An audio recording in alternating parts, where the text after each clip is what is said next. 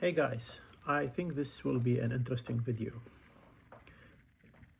I'm going to talk about the Australian EV market. With the influx of so many new brands coming in, it's becoming overcrowded. We will talk about the winners, the losers, in my opinion, of course, and I might be wrong, and my personal recommendation for EV buyers here. As you know, Australia is unique compared to other Western countries, as we do not have tariffs, especially we have a free trade agreement with China, which has led to an influx of a great number of Chinese EV makers. The reason is, as you know, the Chinese EV market is becoming a cutthroat business, a cutthroat war. It's a race to the bottom. All Chinese EV makers are barely making profit on their cars. They're having to cut prices to maintain share in their share in the market, and that's why they are concentrating on exports. They are concentrating on exports to Europe, now Canada, South America, the Middle East, and of course Southeast Asia. Australia and New Zealand. Australia is a great market for them because there are no tariffs, which allows them to compete well. We have been seeing in the last year or so, and the last few months, so many brands coming. So who will survive? Because what will happen is eventually these different companies will try to cut prices to take a share of the market, the same game that they are playing in China. In my view, the big winners will be the big companies, which can afford to slash prices without incurring huge economic losses. BYD is one of the biggest. Of course, BYD is still selling the old models, in my opinion.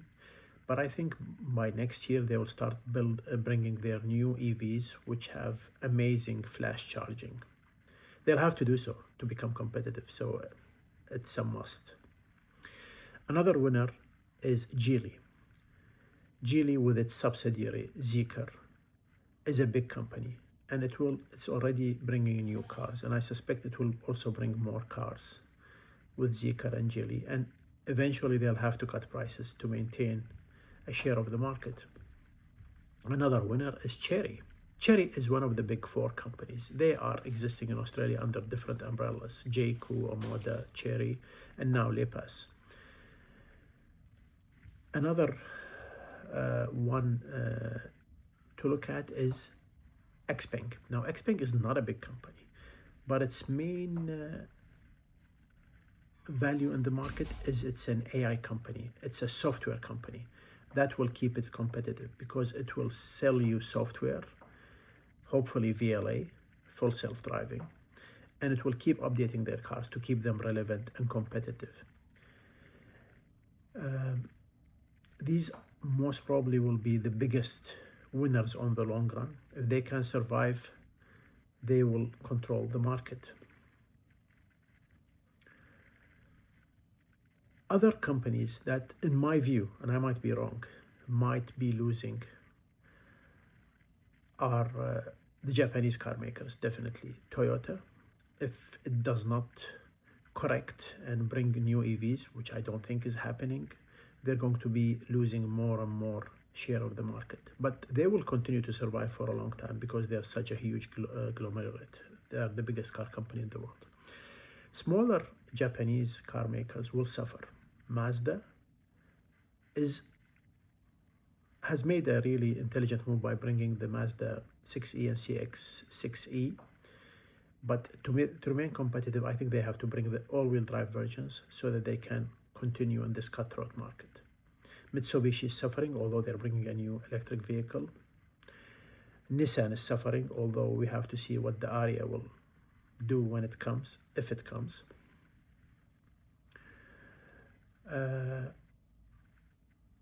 Korean companies. Koreans are leading manufacturers in terms of new energy vehicles and EVs, and they have very good EVs. The reason I don't concentrate on them because they are so overpriced for the specs.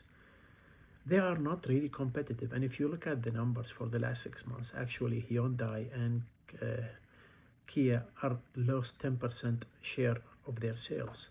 And I think unless they really cut their prices, and I mean significant cuts, they will be one of the main losers. Let's talk about other legacy European car makers. Volkswagen is suffering, and its prices and its share of the market is going down significantly. And I do not think it has a great future here unless something remarkable happens or they cut prices significantly, which is difficult because they will be operating at a loss. The luxury car makers like BMW will continue to exist for some time, although they are losing share of the market, and they will continue to lose. But we have people who lack badges will still continue to buy BMWs, and they have very good EVs, although significantly overpriced.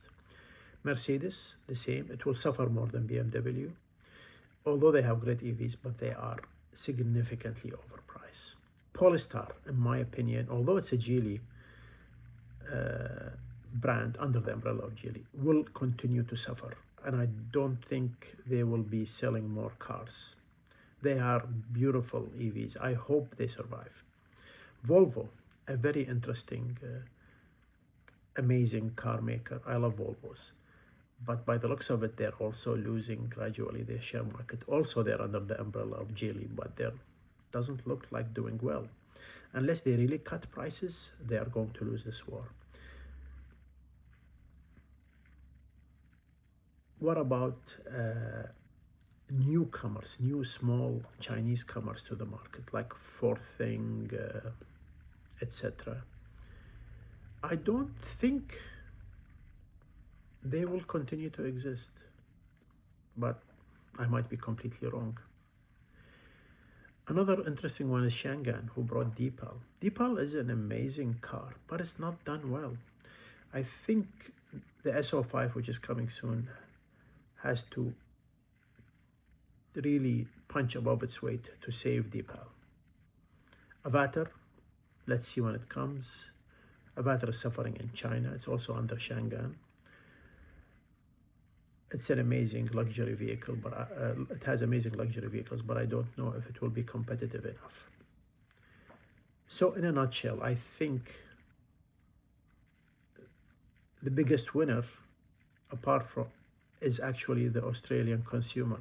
It's us. We'll have so much choice, so many available choices. And companies will cut prices, which is really good. It's great news for the Australian consumer, but with a caveat.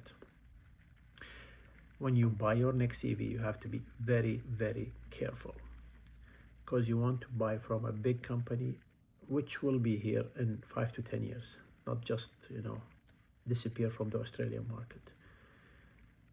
So my personal recommendation for Chinese cars is buy from the big ones, the big three at least in Australia, which are BYD, Geely, and Chery.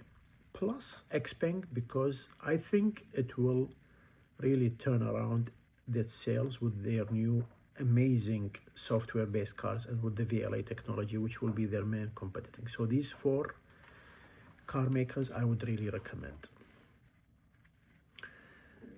Now let's talk about Tesla. I'm not forgetting Tesla. I have a feeling, and I might be completely wrong here, guys, that Tesla will start gradually losing share of the market.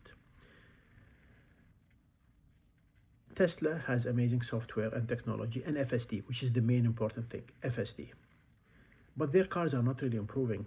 Their batteries are old technology, 2 generations behind. Charging is still very slow.